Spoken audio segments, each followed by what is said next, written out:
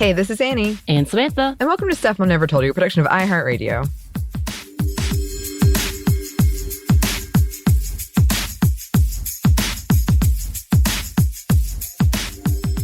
And we are back with the much-awaited and much-delayed final episode on our Christianity and the Marginalized Community / Religious Trauma series. Yeah, I think it ended up being I want to say 10 to 11 episodes in total because we had a couple of splits in some of our episodes. I know we did because there was a lot of information. And so we're going to do a quick recap of our very extended series. It's no longer a mini-series. Because what would we say? A mini-series is 3 to 4. Oh. Which was the original intent. I think that's up for debate, but yeah, it's grown longer than we originally anticipated. I will say that. and listeners, just for a peek behind the curtains, Anney would be like, "You going to do it this week?" I'm like, "No." How about this week? I was like, "No." I want to talk about this instead. I want to do this instead. I don't want to talk about this anymore. Essentially, but we've made it. We finally made it because Anney was like, "Look, I dropped the ball on several occasions," and she's like, "You can make it up to me by finishing this damn series." I was like, "Yeah, you're right. You're right." Let me I just wanted to cross it off my list. It's just haunting you. Yes. But yes, we're going to do a quick recap. So we talked about the historical context of what religion is like today and how it came to be this point in the U.S., what religious trauma is and how it affects the marginalized communities, the toxicity of purity culture, and that was a deep one, y'all. All of this have been deep, but we really dug into some things, especially in the United States, the sexual abuse and sexual violence within a church culture, domestic violence and the church's silence when it comes to violence in general, especially with partner violence. And then we have victim blaming. Add to that was the victim blaming and the even condoning by the church. And then the church's view on divorce, and that was an interesting one. And of course, the role of women as wives.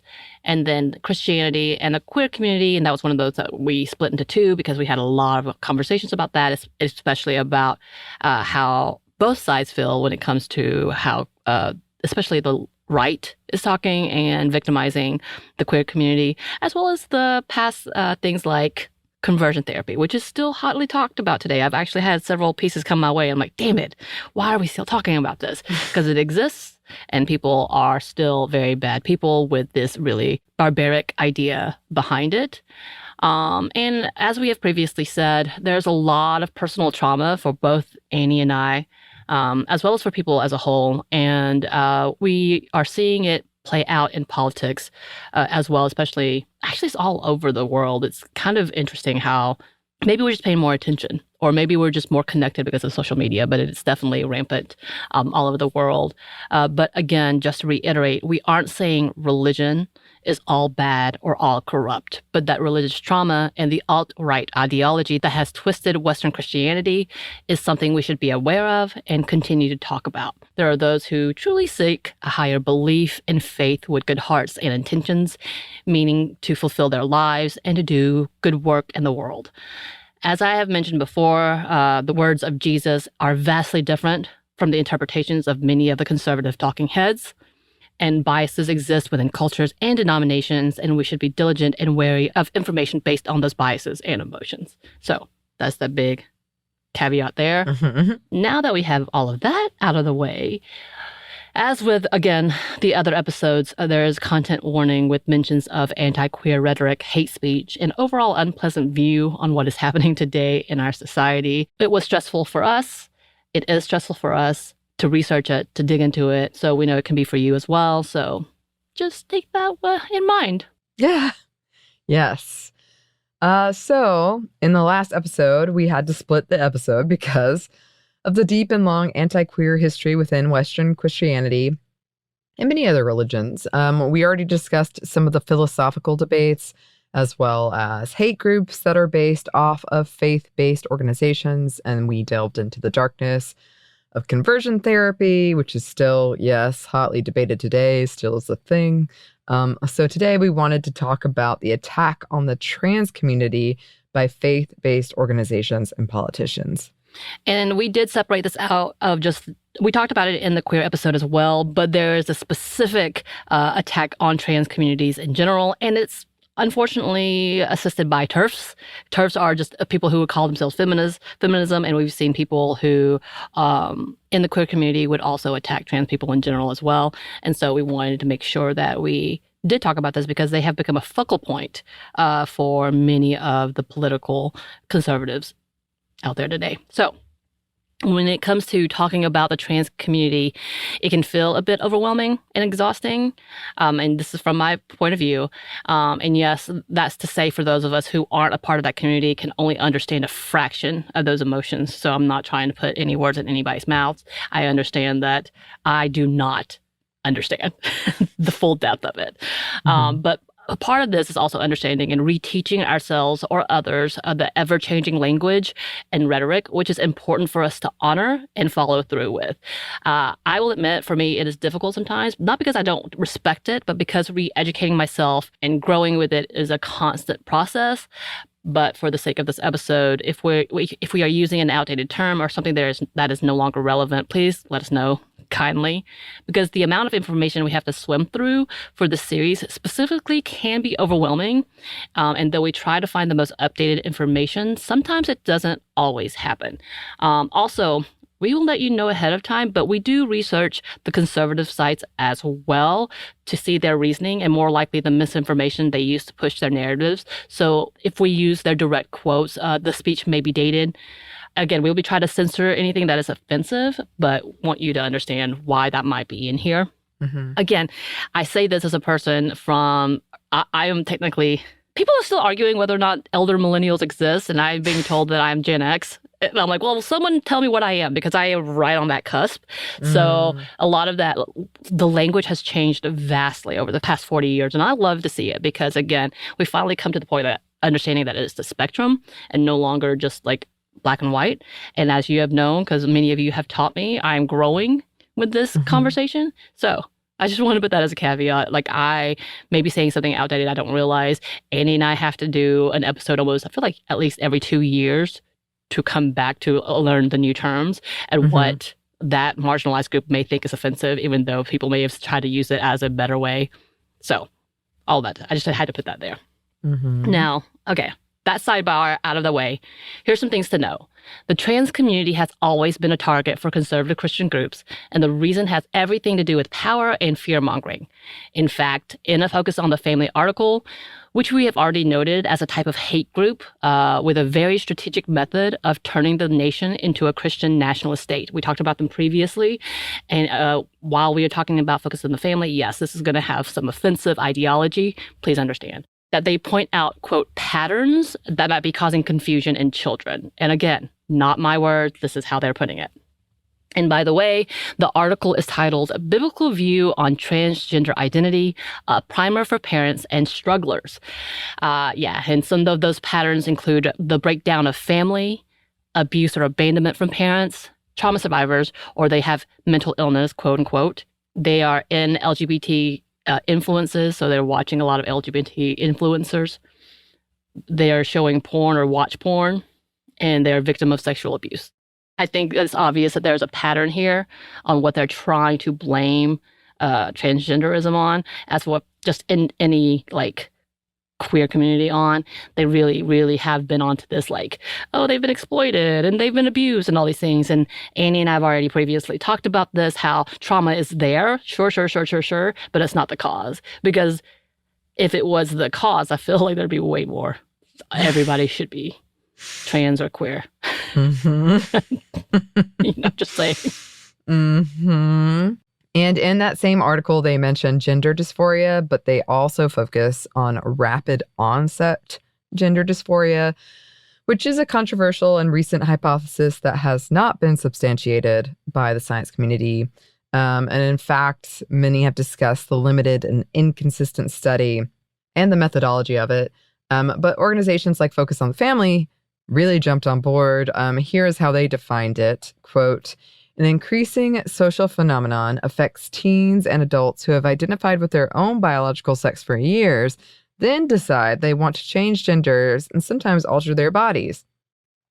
This developmental crisis, seen especially among adolescents, is seemingly associated with peer contagions, such as social media influencers celebrating the ideology of gender fluidity, peers embracing transgender behavior as popular and trendy, and as an avenue for social celebration or unique recognition, clubs sponsored with public school systems to promote acceptance of the lesbian, gay, bisexual, and transgender LGBT identity framework. Right. Again, hint, hint, we see a pattern here. Mm-hmm. And as we said earlier, this is not an accredited diagnosis or theory. Like, I remember when I was reading this article, I was like, that's not a thing. What is this? So here's a quote from Scientific American. The American Psychological Association and 61 other healthcare provider organizations signed a letter in 2021 denouncing the validity of rapid onset gender dysphoria, or ROGD, as a clinical diagnosis. And a steadily growing body of scientific evidence demonstrates that it does not reflect transgender adolescents' experiences and that, quote, social contagion is not causing more young people to seek gender-affirming care. Still, the concept continues to be used to justify anti-trans legislation across the U.S. And the article goes on, quoting a professional, quote, to even say it's a hypothesis at this point, based on the paucity of research on this, I think is a stretch, says Eli Coleman, a former president of the World Professional Association for Transgender Health. But yeah, this concept is being widely used by churches and politicians to create these harmful anti-trans bills and propaganda. According to translegislation.com, there are currently 83 anti-trans bills that have been passed and 366 that are still active, and many of them include felony charges for guardians, medical professionals, and businesses that allow drag shows. And again, there are bills that are going after the education system as well that revolve around anti-trans rhetoric. But with that, there are many Christian groups and organizations that disagree with this tactic. Here are some quotes from a recent PBS article. Faith leaders who support transgender rights bristle at the use of religious rhetoric to marginalize trans people. As a Christian leader, it's horrifying to me that Christianity and the Bible are being used by the religious right to bludgeon people through these many bills, said Serene Jones, the president of Union Theological Seminary in New York City. To use religious language like that is an abomination, she said. They are threatening the lives and well-being of so many people around the U.S. and the world. And here's another one. The leader of one of the largest mainline Protestant denominations, the Reverend Elizabeth Eaton of the Evangelical Lutheran Church in America, has condemned the anti-trans bill as an attack on trans people's humanity. While members of our church hold various convictions regarding gender, the teaching of our church supports legislation and policies to protect every person's human dignity and civil rights, Eaton said in a recent statement. Our church teaches that we affirm transgender and non-binary siblings as God's children. Right. And the level of false narratives and moral objections that are being used to enact these laws are unfortunately working with many white conservative Christians believing the false theories such as the rapid onset gender dysmorphia and willing to use politics to control what they fear is the end of a good old days, which we're about to talk about in a bit. But yeah. Mm-hmm. Yeah, which does bring us to a larger conversation of religion and politics. And more specifically, Christian nationalism. Yeah, so we've talked already about the hazards of Christian nationalism and the opinions of many when they hear the words in and itself and the association. Of course, there are many who believe that the country was always intended on being a Christian nation, once again forgetting the idea of religious liberty, but we also know that the plans were made up by white men of power, so whatever keeps them in power is most likely the intent for this still very young nation. Right. But according to one report from the Public Religion Research Institute, a nonpartisan research organization, only 1 in 10 truly adhere to the strict principles of the Christian nationalist. Here's what they said, quote, "To be sure, most Americans are not Christian nationalists. We find that just 1 in 10 Americans may be characterized as strong adherents to Christian nationalist principles. Yet, for both men and women, the same percent, 10%, qualify as adherents, and approximately 2 in 10 qualify as Christian nationalism sympathizers, 18% of men and 20% of women." And they go on writing about the roles of women in this type of structure. Among Christian nationalism adherents, there is a strong correlation with the notion that women are the weaker sex. we find that nearly 7 in 10 adherents, 69%, agree that, quote, in a truly Christian family, the husband is the head of the household and his wife submits to his leadership. By contrast, 2/3, 64% of Americans overall disagree with that sentiment. Given that Christian nationalists endorse the biblical view of male headship, it should perhaps not be surprising that more than 6 in 10 Christian nationalism adherents, 66%, also believe that society as a whole has become too soft and feminine, and more than 2/3 believe that society seems to punish men just for acting like men. Yes, and man, why is it that if it's such a small point of view, we've heard it so much? You know, like literally they're saying 64% of those people are like, no. Literally 10% believe this level. 20% may sympathize with it. And I find that fascinating, but that we hear that the loudest. Again, I think we've talked about this many a times and how loudly they do speak and they try to push that narrative. But if this is true, which they are a prestigious research center, then we know that by far most people are like, what? Right. But we hear it so much, we start to believe that maybe it's true.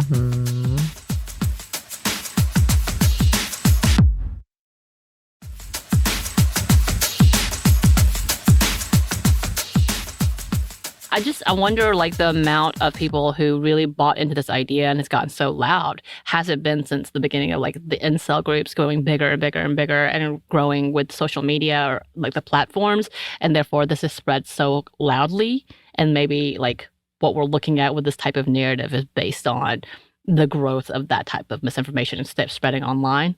That's a whole different conversation, I know. But it just kind of popped in my head. I was like, there's a correlation. Which is why Bridget has a whole show about it. But still. But I just wondered. So, unsurprisingly, some of the biggest supporters of Christian nationalists are very loud women. And please don't take that to me saying that women shouldn't be loud, but it just seems to be the very over-the-top vocal people.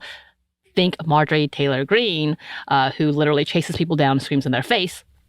And ironically, claims the whole godly wife ideals with two of these women in public offices going through divorces and very controversial relationships currently, including like diddling each other in like a public audience at a Broadway show. Beetlejuice. You know? Yeah. So he's kind of like, odd. Huh. Is that irony or is that just sad? Greene was even quoted as saying, "We came from Adam's rib. God created us with his hands. We may be the weaker sex. We are the weaker sex, but we are our partner's, our husband's wife." Again, she's divorced, y'all. She left him for a man that she met at CrossFit. Is it ironic or is it sad? That's just the theme of the entire episode here, y'all. But yeah, literally having that and as one of the things. But we have seen how women have been at the forefront in pushing this narrative and the patriarchal systems as well, all in the name of Jesus. Tradwives and many other movements that have heavily pushed the white Christian agenda are the base of many of the men and organizations who, again, push to bring this type of ownership to the country. And we've talked about them before when we talked about the women behind these movements, which probably maybe we should bring back out. It could be a subset of the series. Ooh. But yeah, it seems to be a whole conversation about who actually is controlling this. I will say there was an ironic article from a Christian organization who was like, women need to be in charge because da-da-da-da-da. And he was trying to be funny. And it was kind of funny, but at the same time, I was like, is he being for real? Because that's actually the smart way to go. Right. I mean, we've seen it. Moms for Liberty and Moms Demand, all these, they are a forceful organization in these movements, and we've seen it. And a part of this push is the fear-inducing tactic that morality is lost. Many of the conservatives have loudly proclaimed that liberals are ruining the country, or as my mother said to me, I've become one of those people trying to ruin this country. This is in regards to me being on a feminist podcast. And she told my father this when he was trying to get her to stop talking. Oh, literally, like, she's the reason. I was like, she's putting me in third person now. This is bad. And it's working. My mother, again, as an example, We figured things out, but we don't talk about things. Mm. But with that, they're more likely to lean harder into their conservative ideals and seek to blame others. Here's a quote from the news.berkeley.edu article. In a 2019 speech, then U.S. Attorney General William P. Barr warned that the rise of militant secularism is causing a moral upheaval reflected in violence, drug use, and pregnancy outside of marriage. And can you see what they're doing in this quote? He says, quote, "We are told we are living in a post-Christian era," said Barr, a Catholic. I don't know why I had to say that, but there you go. But what has replaced the Judeo-Christian moral system? What is it that can fill the spiritual void in the hearts of the individual person? And what is a system of values that can sustain human social life? The fact is that no secular creed has emerged capable of performing the role of religion. But the critique is an expression of nostalgia for an imagined golden age. An age, said Stahl, a contributor for Berkeley and a professor, that never existed.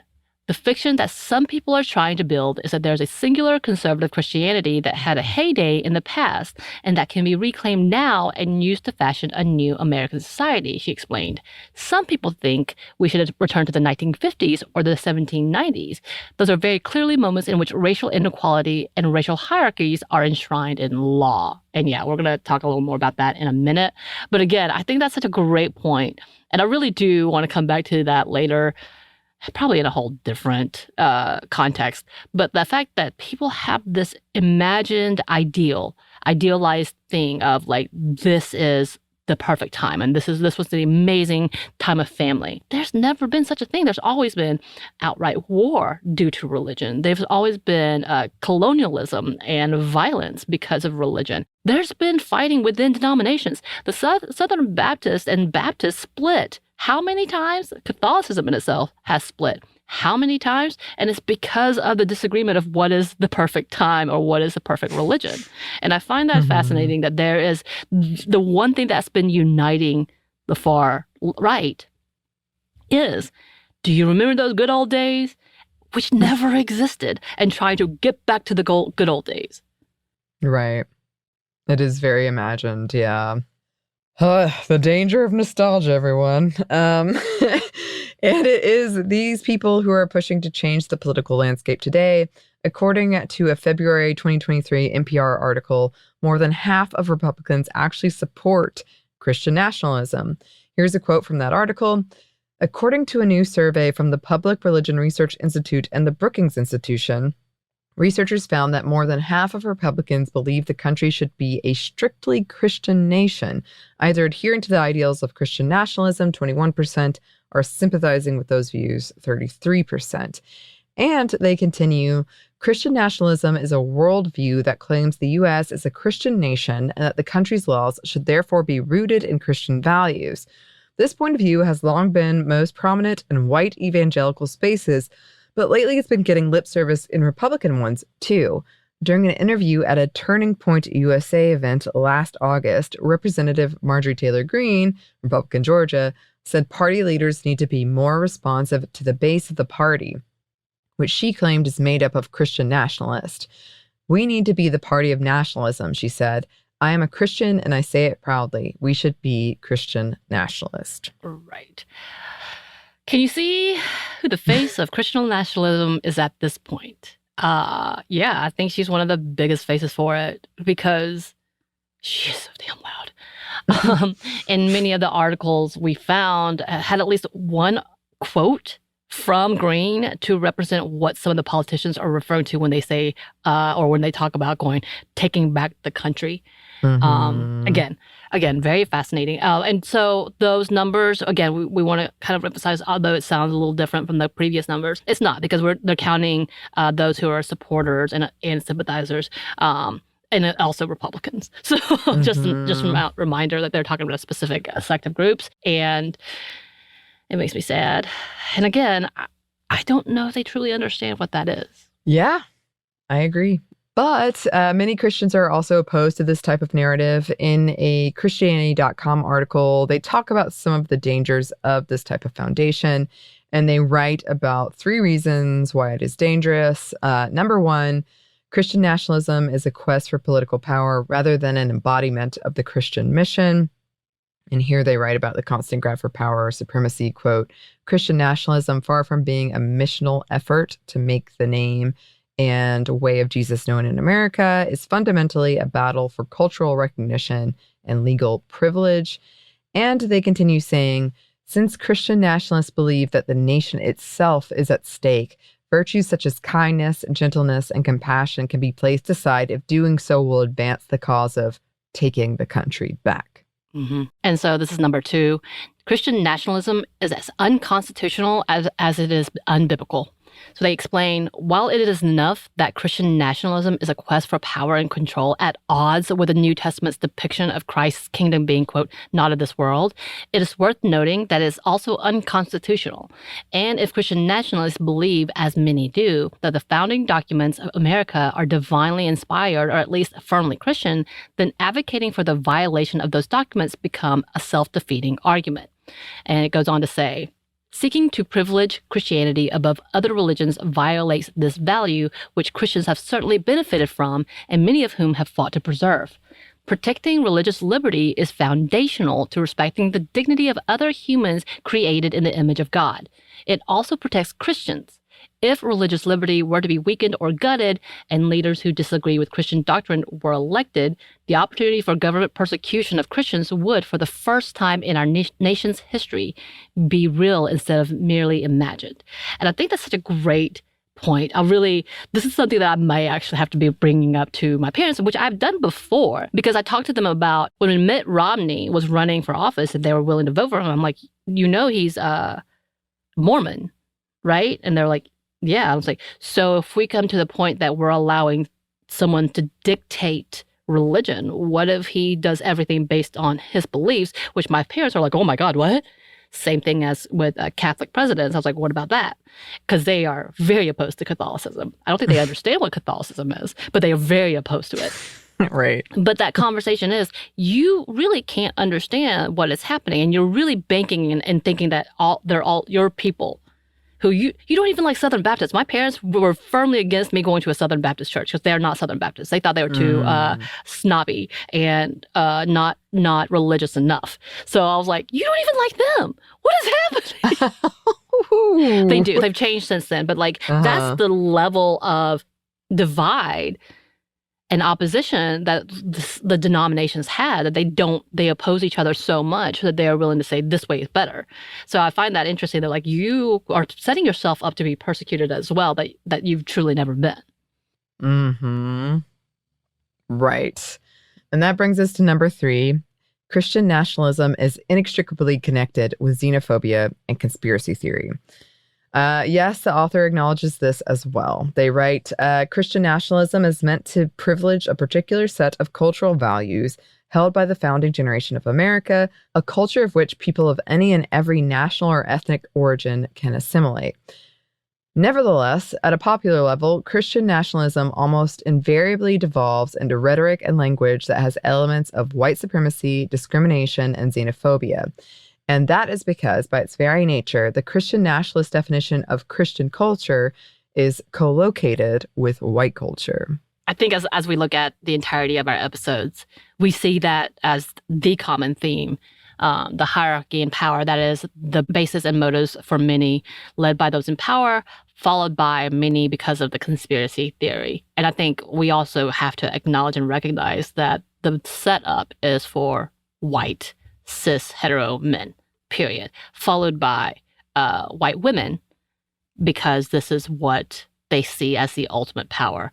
Again, with that false narrative that Jesus was white, he wasn't married, he was technically asexual. Like in everything, if anything, he never had interest with women, he never had interest in men, he had interest in one thing only. And if we're going biblically, and that's just to love God and move on. And that's it. Even with his preachings, it was always very gentle. And it was action. It was rarely in words. And we see the words, don't get me wrong. We see the red. And what I mean by that, you see red writing for Jesus's words in the Bible. But the majority of the time we see his actions and his follows, whether it's feeding children, feeding people, whether it's staying silent and meditating. We see so many things, whether it's taking a whip and going after those who would try to profit off of his words and profit off of things. That's the only time he ever got mad. I still love that. Like part of that is like the only time he ever got mad was very methodical because he had to like literally put together a whip, and then he just went after those who were taking advantage of the others with fear mongering, saying if you want to truly be in heaven, if you want to be in good graces, you'll buy these sacrifices. Mm-hmm. That was it. And he was like, wait, what? This is not what's needed. So I find that, again, fascinating that many of people don't want to hear that. Again, I have my opinions about Paul. We know it's very, very I feel like I have a battle with a dude. It's fine. But I think there are so many things to this conversation that is altogether left out. But what we're talking about here, what we're talking about in the past 9, 10, 11 episodes is the dangers of these conspiracy theories that have taken hold. And morality. The basis of morality is a conspiracy theory. This idea of the rapid onset body dysmorphia, conspiracy. Like that there's nothing else. Like there's nothing that they want to blame things in order to have an excuse of ways to get rid of things that you can't, as well as to not put yourself in a place of holding yourself accountable that what you're doing is unkind and inhumane. Right. And I think for so long, and this is my personal experience, but I bet a lot of you can relate. For so long, it just wasn't a thing that you did. You didn't say you weren't religious. You didn't criticize religion because it was viewed as this moral thing. So there's something wrong with you morally if you have a question about it or you don't agree with it.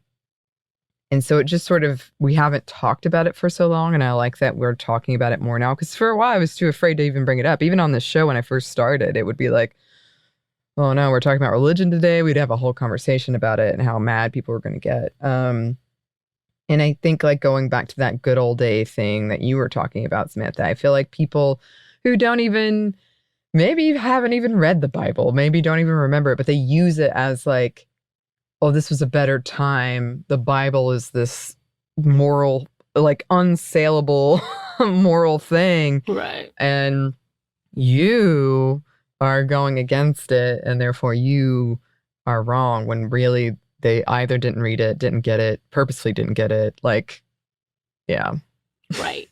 The taking of one biblical verse and then using it as your theme, and then you come back to look at it and you're like, oh. There are so many things that I remember. I'm like, you are taking that way out of context. I need you.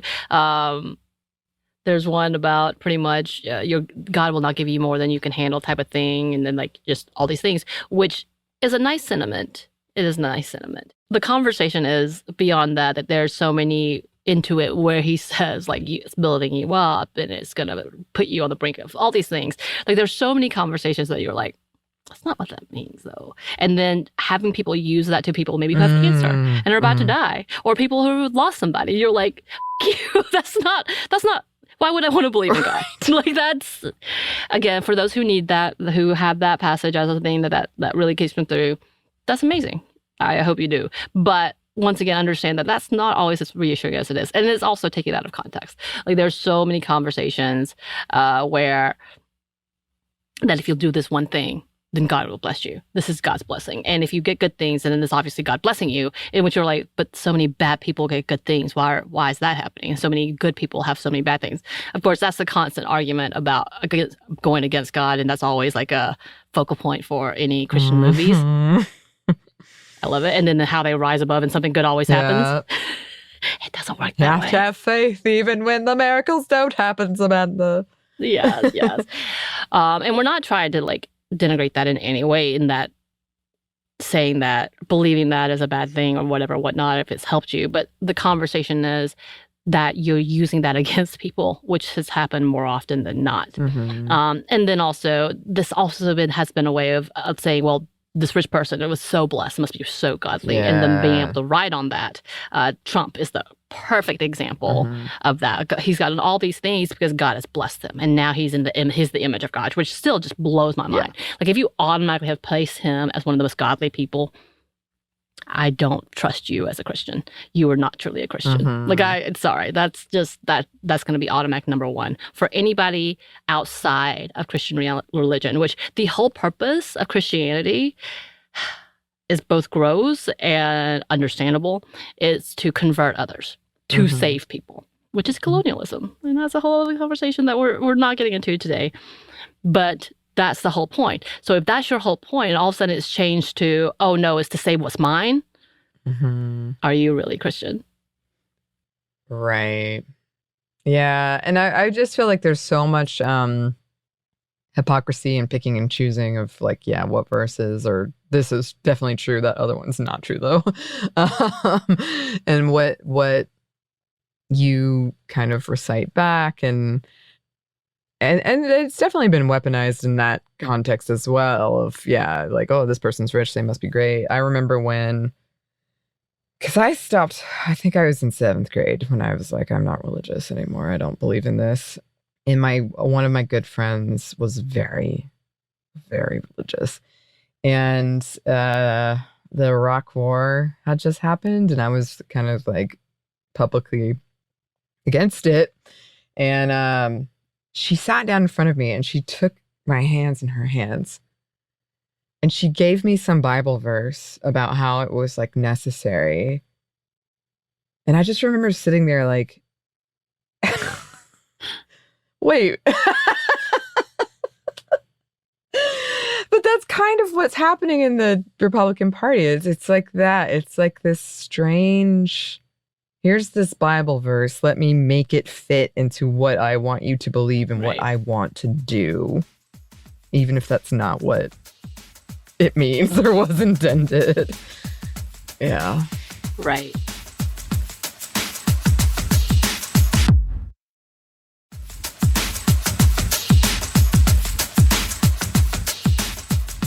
I also read some articles about how liberals will never truly be able to defeat any of these conversations, really ever like win out in any of this conversation, is because their belief is so centered around words that you can't really take apart because it's there, obviously, and you can read the context and you could disagree with them and tell them. Like, I've had many of conversations, even when I was really, really deep into all of these things, where you could tell me this is what it was meant for me. This is how it was spoken to me.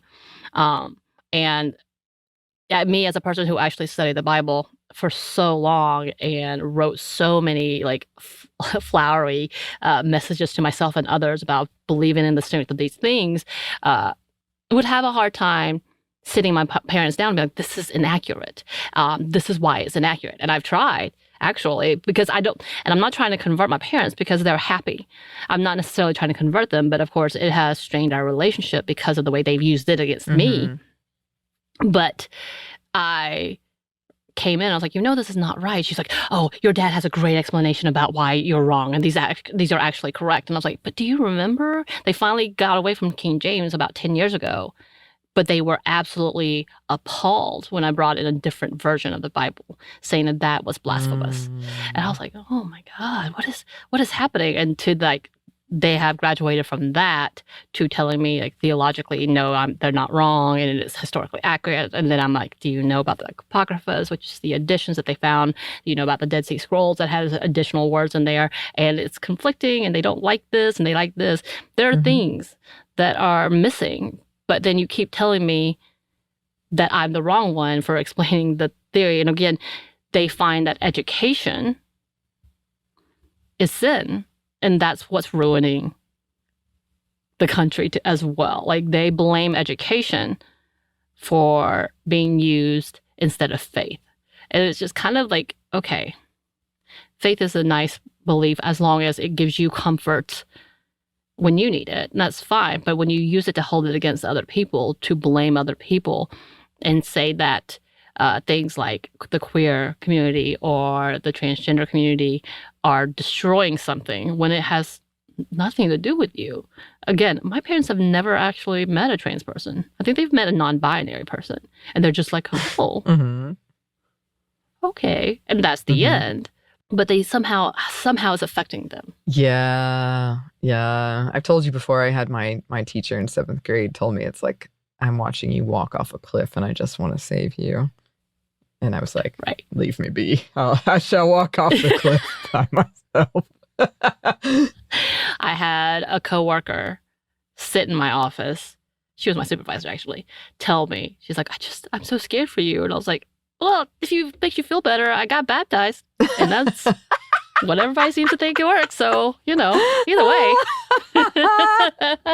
I'm sorry, I'm not trying to take that too lightly, but it's true. Yeah. I fully believe that at one point I had been quote unquote saved by Jesus and I accepted him into my heart. I had a testimony about it, everything. I did mission work. I got baptized. I got sent out letters. I try to colonize people. I'm sorry in general. And all those things. I try to do it in works, in social work. I try to do all the things. So technically, if you truly believed salvation is that permanent as you seem, I'm good. But as I've come to see many things and the horror and the heartbreak that I see in people be in the name of religion, the amount of hate I've seen in the name of religion, I don't want to be a part of that. I don't ever want to be a part of that. Again, I'm very regretful of the mission work that I did that wasn't about actually helping, like, working with underprivileged people and trying to actually do some good things with children who are neglected and abused. Like, outside of that, I'm really regretful of my work when I'm sitting here telling you Jesus is do these things, become more white, essentially, to be saved. And that was what was happening. And I regret that fully. I regret it in every way. I don't regret the relationships I made and some of the great people that I've made. And if it helps them feel better, like people, I definitely worked with people who had eating disorders, suicidal ideation, a lot of bad problems at home that really clung to religion. And I get that. And they will say that it feels like it saved them. I get that. I felt the same way when I was suicidal at a teenage, having to look into showing that I had to be grateful. It saved me. Having low self-esteem and giving faith and gratefulness was a way that saved me. I truly believe that. Do I believe that religion in itself, like the idea of the Holy Spirit, maybe that's not necessarily. So that's a whole different conversation. But there's so many things where, again, I've had just many scars and trauma through religion as well. That's kind of like, I could have done without that. I think a lot of people could have. I mean, this whole series kind of proves that. And that is definitely a personal matter. But so much of it happens when you're young. I still am like, when I was kind of being bratty about it in 7th grade and I stopped believing, I was like, would you believe this if your parents hadn't told you?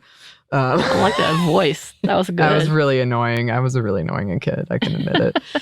But I mean, I know we talked about it before, but it's just it's a very intense thing to teach a child where you think you're going to go to hell. And it has so much like sexist, like to be young and to be like, oh, well, women ruined everything. Okay.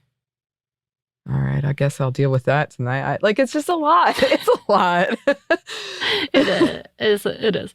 Well, we talked about that in a previous episode, or we talked about, is this a form of child abuse? Is this a form of child trauma that children carry for the rest of their lives? And it's true.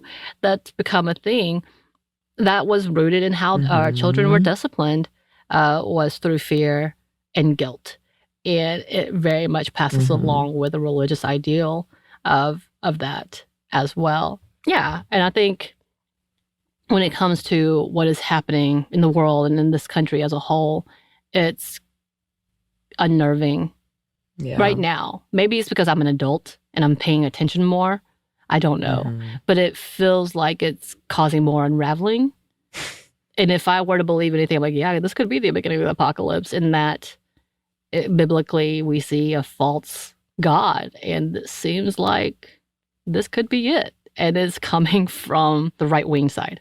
It's very frightening. And I will also say, as we wrap up this series, that there have been plenty of articles that we've talked about in here that I have read because of now we're getting all these updates about it, where people are trying to change things, that things are progressing.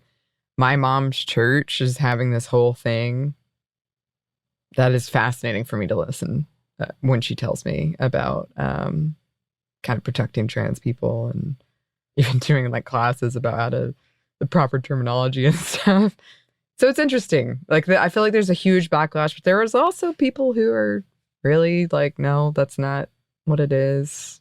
We should be more welcoming. That's what it's about. Yeah, and I hope we've done as many like sad or sarcastic comments or jokes as we might make. We know that there are plenty of people who are not like that, and I hope we've highlighted several good ones, and I hope y'all have paid attention to that too, because we think like the last person who wrote about the dangers of Christian nationalism to Christianity, so I'm like, we could be friends. Because I love that he was able to give this perspective and really talk about the minute details of it all. And I didn't even put any of the biblical verses that he used for reference, because again, we're not going to do that necessarily for these contexts, because I didn't have time to research that. Again, we don't want to take things out of context for anything. But seeing those, and there was plenty of articles, like I said, where it talks about we need to, telling other Christians to be vigilant about why this is false narratives, and you need to be careful of what you're reading and what you're hearing, trying to teach their own. So lots of great stuff out there. Again, we took it out of Christianity.com, which we took a few other articles out, which we were like, no, we were opposed to this as well. Like, so there's definitely the good and bad and the back and forth. And I think that's a great thing to see. And I was glad to see it. I really hate that my algorithm is so messed up and I want it to be gone.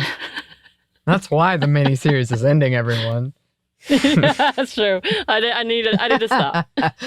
No, you've done a great job, Samantha. Samantha really led the way on these, so thank you for all the work that you did and for your algorithm getting borked. We appreciate it. Sorry for the delays, because I really didn't want to.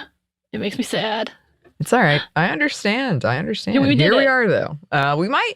We might post. We haven't done this in a while, but we might post playlist of all episodes, since I think we started in March. We started a while ago. Yeah, don't judge me. There's no judgment. Just like if you want to like go back and hear the whole thing, we might do that. So keep an eye out for that. But yes, in the meantime, we have heard from a lot of you who had thoughts about this. So keep those thoughts coming. You can email us at StephanieandMomStuff@iHeartMedia.com. You can find us on Twitter at MomStuffPodcast, or on Instagram at Stuff I Never Told You, and TikTok. Same name. We have a TeePublic store and a book you can get. StuffYouShouldReadBooks.com. My mom read it, Samantha. She sent me a kind message, and I cried and I cried. Oh, I was like, have you had to talk about this? Oh, not really. But she sent me a very nice message.